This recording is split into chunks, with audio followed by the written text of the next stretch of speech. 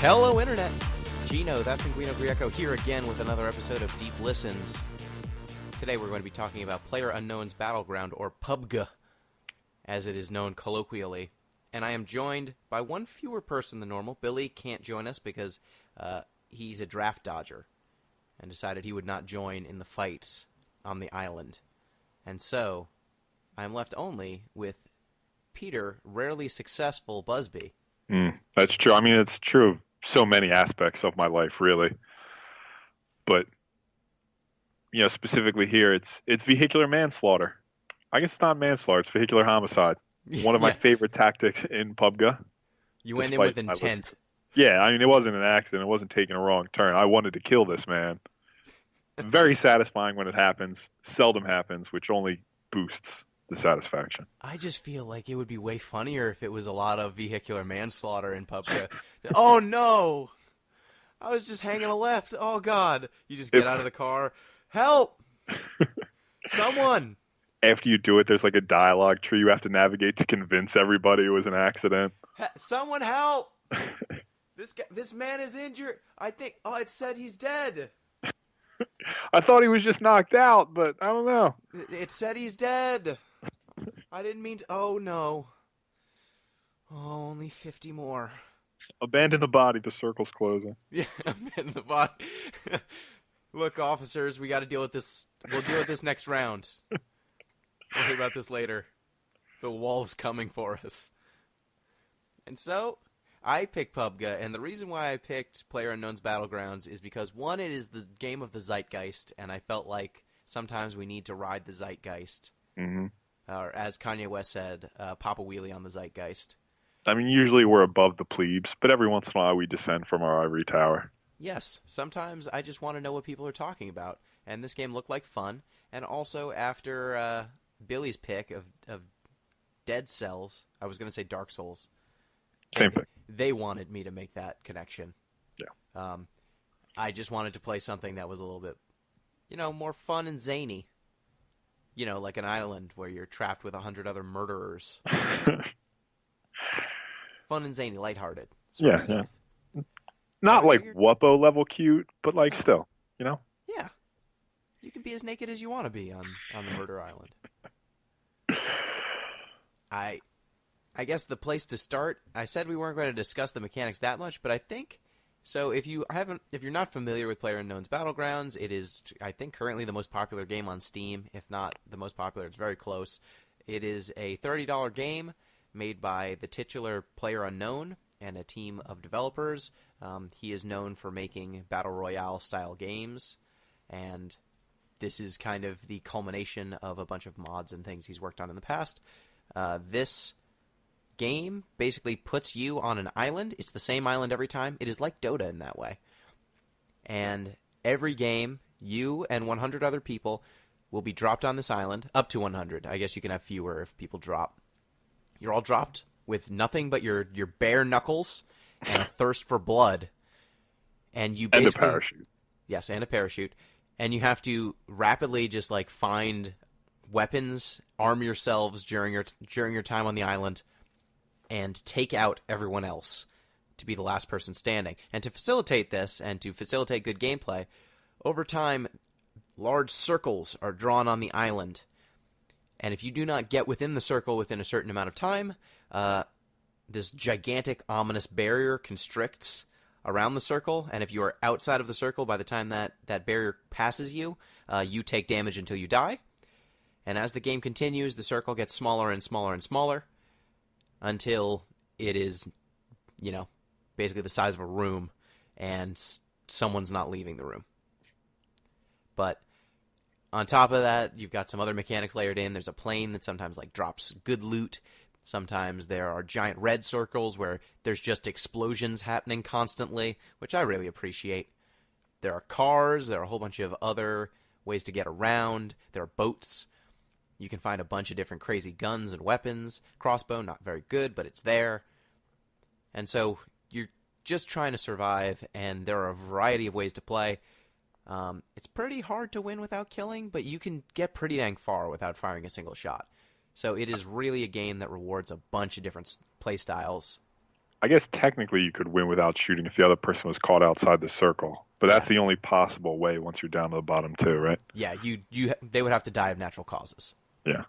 basically, which can happen, but it's just really unlikely. I almost won a game that way, but With didn't. that, did you kill anybody leading up to that point?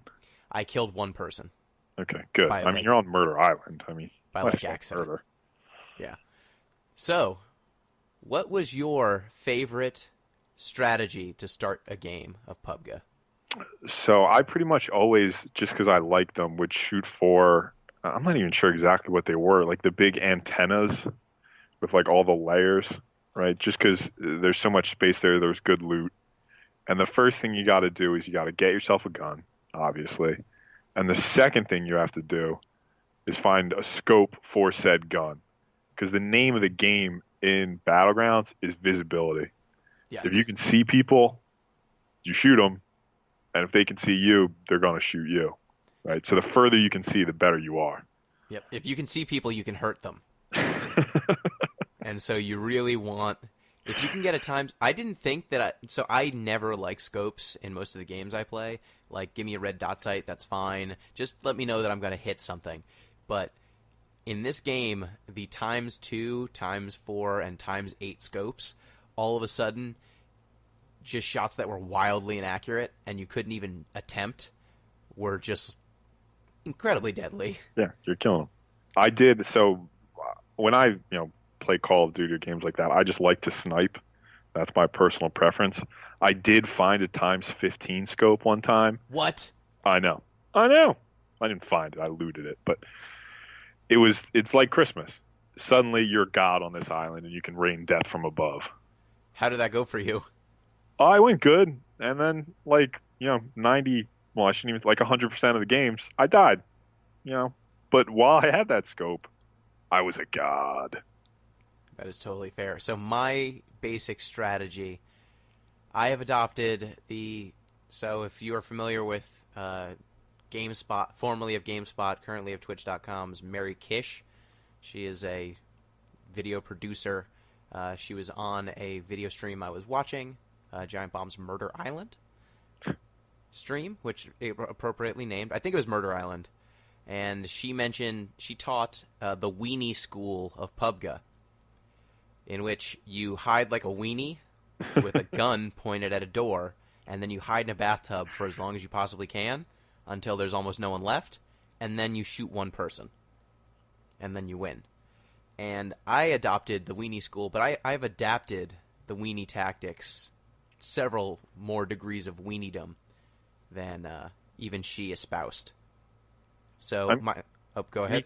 Well, you may win, Gino, but I think the question is to ask, at what cost? I mean, if this were really if I were really on Murder Island, that's exactly what I would do. That'd be strategy number 1. Yep. Cower. Just cower and hide. Yep. It's a really effective strategy. I did quite well.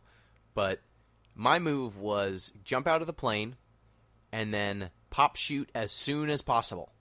Just like jump towards the middle of the island and then pop shoot as early as possible and then just be neutral. In the hope, would you pop early in the hopes that people would die before you landed? Yes. That is one benefit of the popping the shoot early. The God, second benefit is that you descend so slowly with the shoot popped, if you don't angle yourself at weird angles to go down faster, right, that you can stay in the air until after the first circle has drawn. And so you get to pick your drop zone such that it is within that circle every time. You cannot really move faster without a car than you do in the air when you've got a parachute. And so by going towards the middle of the island, jumping towards the middle of the island as early as possible and then deploying shoot as early as possible, I could generally just coast into the circle almost regardless of where it was. And if the circle happened to be really far away from the flight path of the plane and I could coast in, I was almost guaranteed to be the only person that deep into the circle. And so I could just hole up somewhere and wait it out. And it's worth pointing out that the time in PUBG when you're most vulnerable is those crossing moments where you're sort of running across these wastelands of space.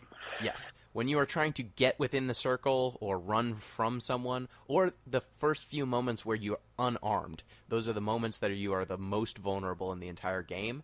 Mm-hmm. And so by minimizing those moments, I could guarantee that I was almost always in the most strategically advantageous position, which is inside of a building with a shotgun pointed at the one entry point. Because the shotguns in this game, like most shotguns in most games, if you hit them once from very close, they probably die. As like most shotguns in the world, yes, too, really. That we know of, at least. They seem to work pretty good.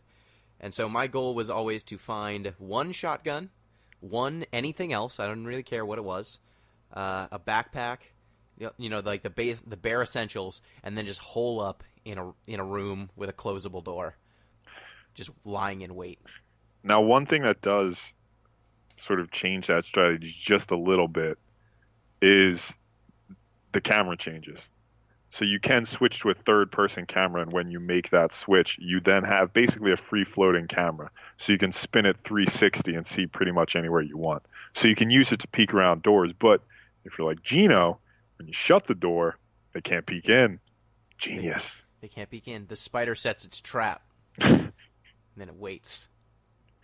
And waits. There were many games where I would just wait. Then I'd hear a car pull up to where I was, and I'd be like, well, this fucker. They're not going to like what's about to happen to them. And then they'd open a door, blop, blop, one shot, done. Shotgun. And then, the nice thing about them, they bring you all this great loot. It's true. And then they just die right in front of you, and you're fine. And you don't even have to aim. It's great. So that was my general strategy when I was playing solo, and I really wanted to try and win. How well did you do in PUBG? Like, what was your best finish in solo? 15, probably. But I played a little bit more reckless of a style, let's say, than you did. But at no point was I close to winning. I came in second, third, fifth. Maybe I should have adopted the weenie strategy. The weenie strategy is strong. When I came in second, I almost won the game. I missed my... so in this game, you've got the right click. You can right click to look down the sights. And if you hold right click, it just kind of gets a slightly tighter aiming reticle. And my problem was I was prone in order to hide because there was only one person left, and this circle was really tiny, and I knew that they were in a building, and so I was just kind of hiding out in the open but under grass. And so when the dude ran out, I pressed right trigger right mouse click instead of holding it in, and so I went into first person mode. And when you're in the grass, you can't see shit when you're in first person camera. And so then I hit C to like get up into crouch, and my aim was just screwed up enough that I pulled the trigger, missed, and then the dude like ran around, freaked out, and shot me before I could get a second shot off. Speaking of grass, one thing that does bother me is that so you can turn down the graphics, right? Yes. Which makes sense when you think about sort of limitations of people's machines. The problem is you're better if you turn down the foliage, because then there's less for people to hide in. Which, I mean, it's just that kind of sucks. That's a weenie tactic par excellence to get better by turning down the foliage. Yes, and I learned this from a friend of mine. Apparently, at about 100 meters, like in-game meters, the game does not render foliage at all. Like, really? Outside of trees and some bushes, but like regular grass or tall grass does not get rendered to save resources. So if you're trying to crawl through a field and someone has a ×15 scope or a ×8 scope, they just see you as an idiot crawling on the ground, and they just can shoot you. That's actually really funny, but I mean, it sucks. Yeah. So this game has a lot of technical problems and like technical hiccups, but that somehow adds to the charm instead of detracting from it in a weird way. Yeah. Like, did you get any bugs? Any bad glitches or anything? I mean, I got tons of lag and like some foliage issues, but like there was no like big skips or anything like that. Yeah, I had the game crash on me the first time I played it. That wasn't great. I had the front end, like, there's a refresh UI button on the front menu. That's pretty hilarious because I guess the front menu gets stuck so often. They, instead of making it more stable, they just let you refresh it. Just like, yeah, put it in. It'll be fine. Whatever, reboot the game, whatever. Blow on the cartridge. It'll be good. Yeah. I had one game where I saw someone in the distance and they were like at the edge of where they would render for me.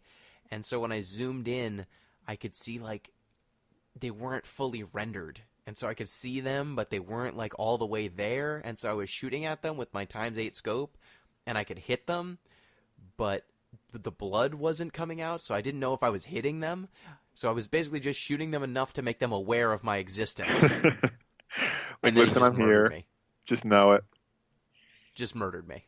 Immediately murdered me. Yeah, those were the big glitches that I saw, but it wasn't like, it's the sort of thing that you expect with an early access game. I mean, you can't be too upset about it at this point. But yeah. The instant murder, I think, is both, I don't want to phrase this. In a game like this, permadeath is both a good selling point and the biggest drawback the game has. It's strange, right? Because, like, if you're going to have this sort of Battle Royale style, like, one man leaves the island, it has to be that way. The problem, though, is, I mean, you get popped 2 minutes in, you're done. You're out. Which, the nice thing is, right now, the servers are such that you can get a game, 5 seconds later, and it's no big deal. I bet this will be less fun if this game ever loses its audience or loses its player base, because then you end up with a situation where you just can't find a game. But that is a problem that hopefully is years away. Hopefully. It's a game in virtue of this where at this point maybe it's not as big a deal either, but the learning curve for this is going to be punishing. Because like if you don't think so? I don't know, because at a certain point it's just a first-person shooter. Right. Like, there are a bunch of little things to know, like, oh, this attachment does this, or this gun is really good in these situations. But ultimately, if you're just shooting someone accurately, you're pretty much fine. Like, there's no guns that do... It's not like Dota or something. It's not like there's a million different situations. Ultimately, like, early on when you first land, like, people will be like, oh, I really want that pistol. You know what I want? A pistol. Just anything. Just give me anything, because I know that this game is a cruel master, and at a certain point I might get all the attachments in the world, and there will be a choice, but more likely I won't find any attachments for the weapon that I find first, and I'll just be fucked and be stuck with whatever I get. That's fair. I mean, my thought was, if you have a game with permadeath like this, it's the better you are, the more practice time you get. So if you're dying, a few minutes in every single time, you're not going to get those reps you need, basically. But, you have a fair counterpoint here that when we're thinking mechanically, if you've played a first-person shooter, you pretty much get what's going on here. Yeah, and I do agree, like, the better you are, the more you get to play. But I think that's mitigated a little bit by the ability to get a game whenever you want. Right. Because the times when experience is really important is early on when you're, like, picking where you want to land. Because there are certain areas that have better weapon drops. They are more dangerous, and so you want to avoid them. And so just kind of knowing the metagame of where people want to hang out, or like, hey, if the doors always load in closed. If you see an open door, someone has been there or is there. So watch the fuck out. Like, you'll learn that stuff pretty damn quick. But, maybe the finer points of dealing with the tightening of the circle, or how long you can hang out in the blue without really being worried, because there is definitely some time where you can just hang out in the blue for minutes without dying. Early on, the circle is not that dangerous. Like, one thing I wanted to try, like the uber weenie tactic, was hanging outside in the blue, just hanging outside the circle, ignoring the circle, and just popping healing items and just waiting until everyone died and then run into the circle at the last moment. Just becoming a painkiller addict until you can finally get into the circle. Yeah, just bandages. Nothing but bandages. I was a mummy by the end of it. I came in 30th place by just hanging out outside the circle. But, that is not viable, because once the circle constricts like 2 or 3 times, then the damage you take every second is real. Like, Yeah, it's you'll just too die in much. less than a minute, and you can't heal through it. But early on, you can pretty much hang out outside the circle for like a good 10 minutes. Like, you've got 10 minutes before the circle fully closes, and then once the circle does close, you got another few minutes. So you can really just kind of raid a place that is full of loot as long as you want, as long as you find a car and get some healing items to get the hell out of there. But if this game's got some interesting mechanics, I don't know how well it'll hold up long term. Well, I guess let me rephrase this. Do you think this game will be a competitive, serious game that people are going to play at a high level? I just think there are games that do what it does better already. Like, this might be interesting from like you could, if they ramped up to like a 10v10 or something like that. But I don't really see why somebody would pick this if they were just interested in a competitive FPS. Why they would pick this when Counter-Strike is already so entrenched. Well, I think the major difference is with this game, so if you play in squad mode, you've got squads of 2, 3, 4 like people all Right. rolling as a group, and each squad is a separate team. Yeah. And there's still 100 people.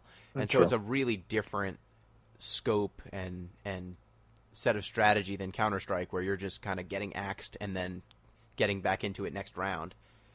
So I think that there's a different skill set that's favored in this game. My issue with it, and the reason I think it might not get there as a competitive game, is just the jank. It's got to figure out... I think that's fair. It's really got to figure out a whole lot of shit before you can play this game competitively. Like, I've seen so many GIFs of people, like, being in a car, and then they hit a bump, and then their car flies off into space. I've seen GIFs of people shooting someone, like, point blank with a shotgun, and then getting shot to death by that same person who didn't die. I've seen GIFs of, like, cars spontaneously exploding. All sorts of wild nonsense. And until that stuff gets sorted out and the servers get stable, I don't see that happening. But this game is in beta. So Yeah, it's early yet. It might get there. Yeah. Who knows? I think it would be an exciting watch. Like, even if you didn't play it, I think it would be an exciting, stream. Yeah. I mean, this game is kind of, I would say, you know how a bunch of different sites have Game of Thrones related coverage because it just generates money? Yeah. It's just free money, and so every site has to have a Game of Thrones column and a Game of Thrones expert. Or if you're the Ringer, have like 6 or 7. Yeah, 6 or 7. Like, have a tab that is just Game of Thrones coverage. Yeah. Now they're owned by HBO, so it makes a little more sense, but, or they have HBO money, but whatever. I feel like PUBG is the Game of Thrones of video games right now, where every single site has a PUBG stream, and they just every day do like a PUBG stream, and that's where they get that money. I mean, I was checking it out on YouTube just to see sort of what is out there, and it is crushing YouTube right now. Yeah, and Twitch. There is no lack of PUBG coverage, and you can find your favorite person who's going to talk and shoot people and say funny things. And so I think this game will definitely have legs within the streaming community. I have no idea if they're going to get around to making it competitive. And I don't know that I care, because it's so fun. Yeah, I mean, I don't think at any point will I become a PUBG pro either way. I'm apparently very close. Yeah, 10 hours in, young prodigy. I don't think anybody's watching your stream of sitting in a bathtub looking at an open door, though. Hi, I'm Rubba Gino. Welcome to my PUBG stream. Today I've brought my rubber ducky. I've got my picture of Bert and Ernie, and we're going to go find a tub. Gino, if you actually live streamed from a tub, people might watch that. Okay, that's my idea. No one steal that. Rubba Gino is trademarked. I'm going to get a comically large tub. Fill it up. Now I'm picturing this sort of halfway between a video game stream and a cam show. And I mean, that's a slightly different career. Look, that's the line I'm trying to walk. Look, some people come for the PUBG, some people come for the tub time. Hey. I'm not here to judge. I'm Yeah, just here we're to count not these kink checks. shaming anybody. If that's what you're about, that's what you're about. It's fine. I'm just here to get this money. Every day, every time we go, okay, welcome to Rubba Gino. Here's the bath bomb of the day, ploosh, and then let's get it going. Bath bomb. Look, we got the synergies. That's it, man. This isn't a bad idea. Synergies. This is a reasonable idea. Okay, let me figure out if my apartment can make this work, and if Twitch's end user agreement will allow for this. What's their policy on casual bathroom nudity? I mean, I could have a bathing suit on. No one needs to know. The bubbles. Look, use your imagination. This is a great idea. You get a 4-person squad. You get everybody in there together. Oh, that'd be great. Oh, damn it. This is such a good idea. We'll have Billy edit this out. We got to save this idea. There's just a gone 5-minute chunk of our podcast. Yep. It's just a real sloppy cut. And so shotguns. So one thing I did want to actually discuss was, what do you think of like the beta nature, the kind of work in progress nature of the game? I guess it's not a beta, it's early access, but do you think this game, like, we can see like stuff has changed since we've started playing it? Mm-hmm. I think some animations got added. Some of the servers have gotten less stable and then more stable, but all of those features, this game seems like the central conceit is just so damn strong that I don't see a ton of changes on that front. But what do you think in terms of like what you'd like to see get refined? Well, I will say before I get to that, it is like pleasantly simple too. Like you have one environment. There's not a whole, like, you couldn't do something like this with, like a JRPG or something that's intensely story driven, right? There's something unique about this FPS 1 and an FPS of this type that lends itself to this sort of early access distribution. Yeah, even half-minute hero, for as fun as that thing is. Yeah. Just running through JRPG stories as quickly as possible. That's more satire than it is elegance. Yeah. What would I like to say? More crossbows? More cross. You know what I would like to see is I would like to see more weapon variants. And this gets to, so the central inspiration for this game is, I shouldn't say central, but one of the key inspirations for this game is Battle Royale. Right? If you've never heard of Battle Royale, the simplest way to put it is basically the Japanese version of Hunger Games. Although it did predate Hunger Games, which is important to say. And it's much more violent. It's about a group of students who are marooned on this island. They have to kill each other until one person's left standing to get off. Now, there are a lot of things about Battle Royale that make it, slightly more interesting from a story perspective here. But one thing that at least would lend itself to gameplay is that there's a ton of variance in the weapons of Battle Royale. And really what happens is each of the students is given a backpack at the beginning that just holds a weapon. Some are lucky they get guns. Other people get stuff like ping pong paddles or dumb nonsense like that. Oh, shit. Yeah, right? Like you're basically finished at that point. So I would like to see just a little bit more weapon variance, especially if we want to make, meleeing weapons shouldn't be necessarily viable, but they could be more diverse and more, at least early on, useful. Yeah, they are, just due to the sheer abundance of guns. Yeah. I found that having a melee, I never equipped a melee weapon. The only use of a melee weapon for me was having a frying pan on my butt that would occasionally deflect bullets. Yeah, it would. That is the only melee weapon that deflects bullets, and so it is by default the best melee weapon. So it's harder to be shot in the back when you're carrying it. Go ahead. Yeah, well, I was just gonna say, adding on to this point, one thing that might make melee weapons more useful, and something else I would like to see, is more diversity of environment. I mean, basically what you have is wide open fields interspersed with, small areas of buildings. So, I mean, maybe more variance in the map, maybe different maps potentially. But, if you had some urban warfare going on, things like that, be a little bit more interesting. Yeah, and one thing from Battle Royale, the movie, I've actually seen it. Good flick. There's in that movie, the tension between like allying yourself with people you like and then the understanding that you will eventually have to turn on them, or not. You know, you could try to make it out together, but that movie is not very forgiving. So this game, when you're playing solo at least, there's no one. I've never seen someone try to befriend. It's shoot on sight. It's shoot on sight everyone all the time. And the only talking that people seem to do is shouting racial slurs when they're on the plane.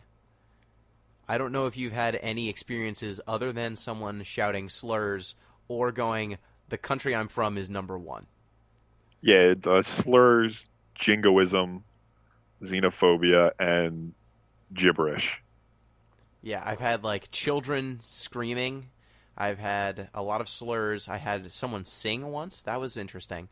Sing like something pleasant? Their microphone broke up a whole lot, so I couldn't really make out what they were saying. It was just clear enough to make it that I knew it was song. Gotcha. But other than that, I had no idea what was going on. But it was a real. I wish that the talking was more of this game. I wish that the ability to talk was more useful, but instead it just gives away your position and gets you killed. Yeah.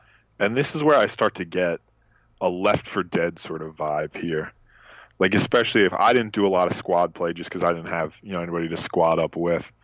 But this is a game that I think really benefits from having people, one, having people to play with, and two, having people and can communicate with to play with. Like, if you get 3 of your buddies, you're just going to have a better time. In the same way that in Left 4 Dead, co-op was such a focus, but you really needed to have people there with you to maximize it. Yes, and that is definitely my experience. I played a couple of times with friends with like voice chat on Discord, and it was a blast. Like, just having someone to talk to, going over strategy, having someone to experience the moment-to-moment nonsense with. And I actually found it harder to survive in a squad than it was solo, because other teams, like, it makes everyone more bold because you have someone covering your back. Whereas it seems like a lot of the kills in solo are just, well, I snuck up on you. You're done. It's just harder to be snuck up on with 2 sets of eyes and 2 sets of ears. And so the game becomes a real shootout, honest-to-goodness shootout, a lot more often.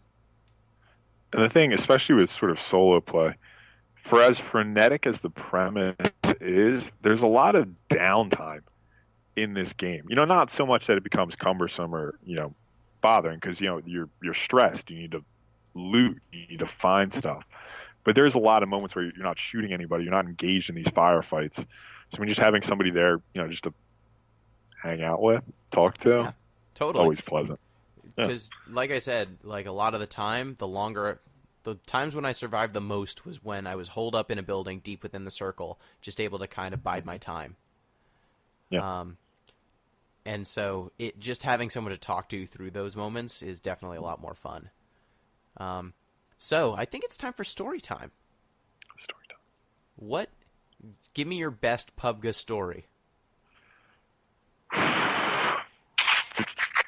Well, I can tell you, these aren't necessarily great stories to start with, but just off the top of my head, I can tell you the most satisfying thing in the world is when you have a frying pan and the other person has nothing, and you chase them down until you can finally bash them in the back of the head.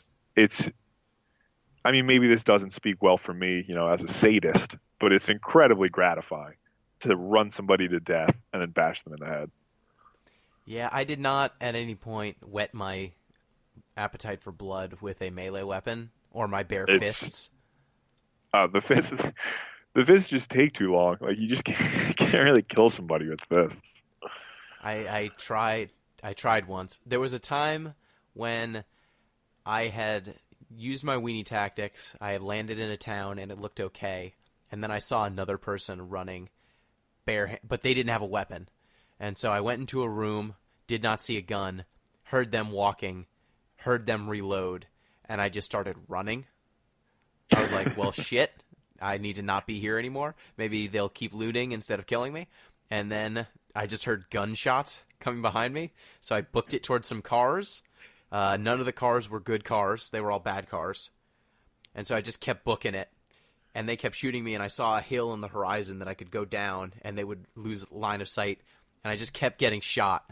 And I finally broke, like, the sight line for them and started crouch running so that they definitely couldn't see me. And I had a sliver of health left. I escaped, found a shitty orange, whatever the fuck the cars are called, the shitty cars. It's a Dacia, isn't it? Dacia? Dacia? I got in one of those. Yeah, Dacia. Got in one of those, and I was like, I need to get the hell out of here. I, like, swam for a bit, got to the car, tried to drive away, tried to take a turn, and the car immediately flipped. And I was run over by my own car. Again, isn't vehicular manslaughter, like, it's a good time, right? It's way easier to do to yourself. Let me say that. Other good story. So go ahead. You go first. Yeah, let me do one. Let's trade since stories. we're talking about mates. So the best I ever did in terms of just kill count. This is probably a glitch. So one time, a bunch of people sort of hit parachutes in generally the same area, and for whatever reason, a whole bunch of them weren't moving. I don't know if they disconnected, they got booted, or whatever. So I did manage to beat a few people to death with my bare hands who didn't resist. And it ruined it for me slightly, but it got my kill count up. So, well, that could have been, so if you don't hit eject, period, the plane will eject you at the end of the line, basically. And almost everyone who ejects at that moment will not be playing the game. Gotcha. And so you can just beat them to death. Yeah, I punched them until they died. And I was a little disappointed because, it's not fun to kill somebody who's not resisting. It's just not exciting. As someone who does martial arts, it's not as fun when they don't fight back. Yeah, my best. So there was the game that I came in second. Let me just say, this game, when you do get down to it and you're one of the final people, is tense as hell. Oh, even like when I was at 15, I was keyed. I was like, oh yeah, I gotta kill all these people. Yeah, when I was in second, I got into the circuit. So I think that was one where it was raining. It was a raining map, so line of sight, like vision was obscured. I ended up in a town that, like, I did my tactic where I popped shoot super late, got into this small town. There were like 2 buildings. I grabbed a shotgun, luckily, someone was in the building that I was in. But I guess because I had popped shoot so late, they had no reason to suspect that anyone else was in the area. And so they were like walking into a room, and I just got them with a shotgun. And they were carrying like a whole bunch of good stuff. So I took that, hid in a room. Then I moved over to another building really close by, hid in a room. And then the circle got drawn in, and I realized I had to move. So I took to the hills. I climbed a mountain so that no one would go up there because there was nothing worth getting up there.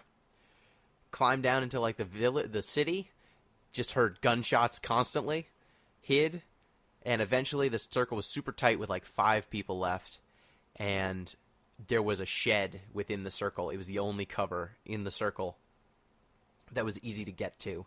Like, there was another building that I heard gunshots come from, so I said, screw it, I'm going to go in the shed. And I just laid down in the shed while shit was happening outside with like 5 people left. And then I heard a grenade tink, tink, tink right outside the door and go off.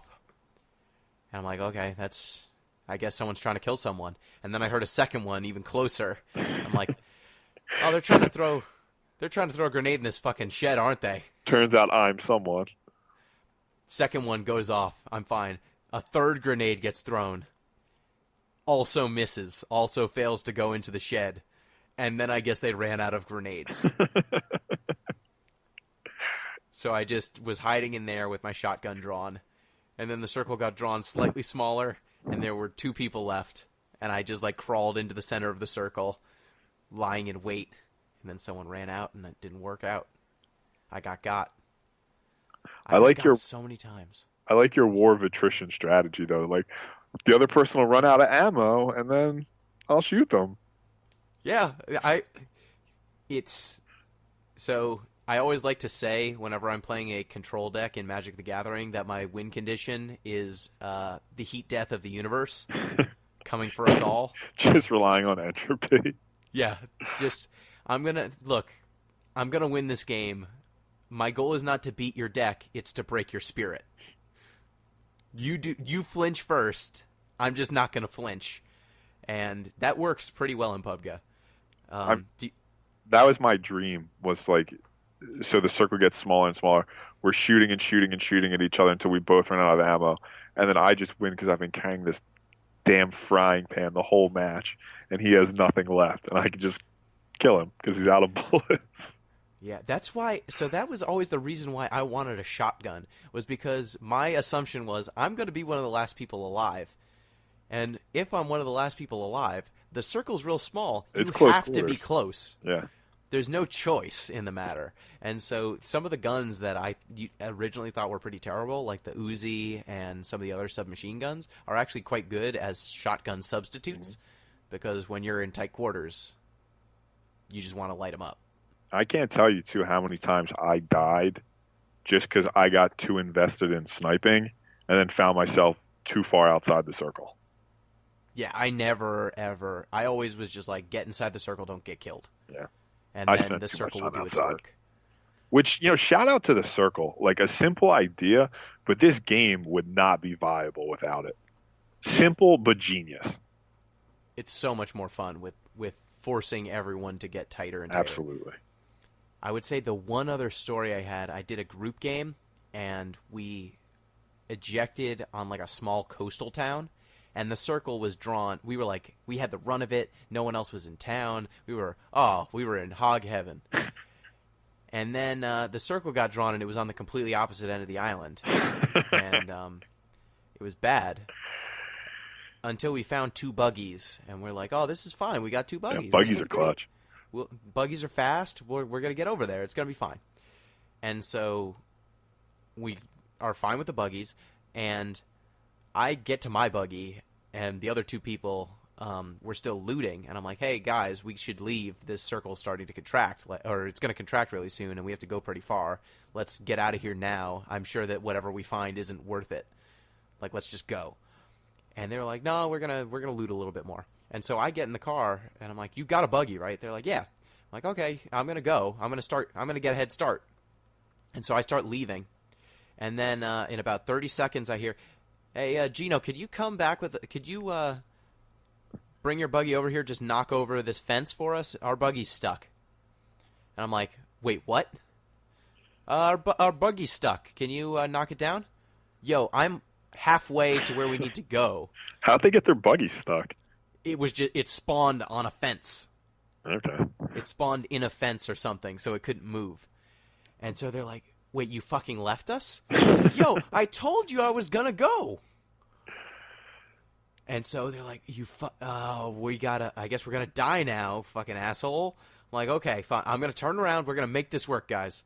And I found a Dacia on the way back. And it was another orange Dacia. And it's got 4 seats. So we're fine. I drive back and just haul ass out of there, like barely outrunning the circle the whole way, almost rolling the car like 4 or 5 different times because that car's a rolling death wagon. And I think I took a jump, like almost crashed the car a couple more times, and then I think we got shot to death. But the moment of just having the car almost roll on us, but not. I feel like the new version, like for our generation or maybe the next generation of Aesop's Fables, is going to be like PUBG. Like instead of the ant and the grasshopper, it's going to be like, listen, these dudes were looting and the circle closed on them. Moral of the story is you need to be prepared when the circle closes. Yes. When the circle comes for you, it comes hard. The circle comes for us all. It does. So, is there anything else you wanted to cover with PUBG? PlayerUnknown Battlegrounds. This goes back to earlier points. This isn't really anything new. But I think there's something worth remarking on. Just, it's not necessarily difficulty, because, like you said, this is a pretty sort of straightforward shooter. But this is certainly a game that gets more fun. The Again, this is going to sound dumb. It gets more fun the better you are at it. If that makes more dynamic sense than it seems at first blush. Like if you get deep in the game, it's more intense, it's more exciting, it's more fun than if you just get sort of picked off at the very beginning. And that might be more random chance than skill, but still, there's big leaps between a good, fun experience in PUBG and just a waste of a few minutes. Yeah, and that was when I first came to this game. I was initially very dismissive because I used weenie tactics immediately and found great success. And so I was like, wait, this fucking game, like, This game's for weenies. It's for weenies, and I'm a weenie, and I'm doing well at it, but I'm I not feel like what dirty. it's telling me about myself. Yeah, like I was the person who would constantly be crouching in Halo and just crouch walking everywhere. And this game plays into my worst tendencies, but Survival, man. Whatever it takes. yeah, the moment when it, like, and I would get to, like, 50th, and I'd be like, oh, 50, that's pretty good. Or like, oh, I'm getting into the top 30s. This game's stupid. You can get into the top 30s without even trying. But once you get down to it, Yeah. I was like, okay, I have not felt this way playing a game in a very long time. I'm taking intentional deep breaths to make sure that I don't do something stupid. And I'm just playing a first-person shooter, and I haven't felt that in a very long time. And it's not the mindless, like, when I've played Call of Duty and similar first-person shooters, at a certain point, I feel myself go into, like, this state of mindless aggression that I'm just trying to shoot. Oh, I'm dead. Fuck. Murr. And then shoot. Get my score higher and higher and higher. I'm not really thinking all that much. I don't care if I live or die. It's just take out as many people as quickly as possible. Mm-hmm. And you have to be so much more thoughtful in this game if you want to do well. Like, you can make this a Call of Duty game. You can go to the school in the first 5 minutes, and you will find a fight if you want it.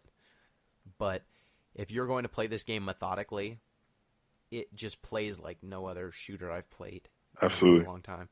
And this is the way that sort of single death, you get one shot mechanic is both, in some senses a liability a little bit in the way we've discussed, but it's also this game's biggest strength if you're doing well, right? If you start making it towards the end, like you said, it's a unique experience. Yeah, and even when you're not doing well, there's a fun idiocy to the game that I think still makes it appealing. Because, there's one thing that I think this game might add at some point, and I don't know if it should, and that is kill cam. A lot of games have a kill cam that when you get shot, it Call of shows Duty you. does. Yeah, it shows you who killed you and how, basically. And I think it's kind of brilliant that this game just kind of cuts to black and it says better luck next time. Because when that happens, it means you don't know who killed you. You don't know why they killed you. You just know that you're dead. And so you're probably never going to see that person again. But also the circumstances that led them to kill you probably won't come up again in a way that you can really learn from. Usually it's like, oh, they had a scope and shot me from far away. They saw me, I couldn't see them. Yep. So I feel like it's almost better to not have to see what happened to you and just like, oh, something happened. I guess I should just go back in and try again. It's interesting that, like, the absence of a feature actually made me feel a little bit better about it. Yeah, I get what you're saying. Just not being stuck in a game with these people for, like, once you're dead, you're done. Once you've had the bad experience, you're done. For the most part. Unless you're trapped on the plane with an asshole. Then you've got that bad experience for like 10 to 20 seconds. Yeah. Which in a lot of games I played, the time on the airplane was the least enjoyable part of it. Yeah. So I think that's it for our PlayerUnknown Battlegrounds discussion. I forgot to do the feedback section at the beginning of the show. That's because we don't have feedback this time.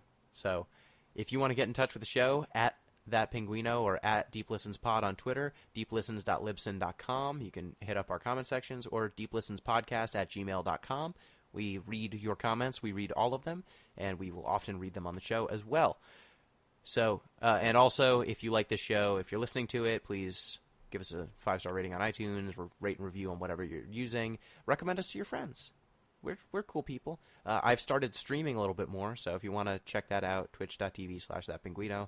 I'll be doing some. I'm going to try and stream out some of the games that I'm playing for the show a little bit more often. Nice. Good synergy. We're going to have to be playing them anyway. So, Pete, it is luckily your time. It is. It is my pick. Good thing I am here. So I'm going to pick a game that won at least 2 awards that I know of for its storytelling. You know, it's been referenced for some of its literary allusions as well, which is always right up my alley. And it's a game that GameStop doesn't like. And anything GameStop doesn't like is typically a good sign. So, for our next podcast where we actually pick a game as opposed to our extended series, I want to play Sunless Sea. All right, Steam. Sunless Sea. That is a Steam game. That is a PC game. Yep. So we will be playing Sunless Sea. Awesome. So, thank you, Pete. No problem. Thank you for having me, Gino. Thank you for all our listeners for tuning in. And thank you, listeners. No thanks to Billy, who, on the next episode that Billy's involved with, he will have to learn of his punishment. Yeah, let me make a plea to our listeners, too. Send a lot of feedback just being mean to Billy this week. That would be pleasant for us to read next time on the air. Did I tell you what feedback I got during the community endurance run about our hosts? I don't think so. Someone gave some feedback during the community endurance run, one of our listeners, and he said, my tier list for hosts are A tier, Gino, Pete, and Noel. B tier, Billy. That's strong feedback. That's the kind of feedback I like to see. That was the meanest. I don't know if you can be meaner to Billy than that listener was. But that, if you want to try. Well, he'll have his punishment. He'll have to play a visual novel with ZP. I still don't know what my visual novel is going to be, but I think I've dodged the Nekopara bullet. He doesn't seem to want to play Nekopara with me, which is good because I don't need to go onto another watch list. But I'm fairly certain Billy's going to be dating something for his visual novel. I mean, when you have the chance to play a dating sim, why would you pass up, you know? Exactly. That's why we're playing Persona 5. All right. Thank you, listeners. Till next time. Peace.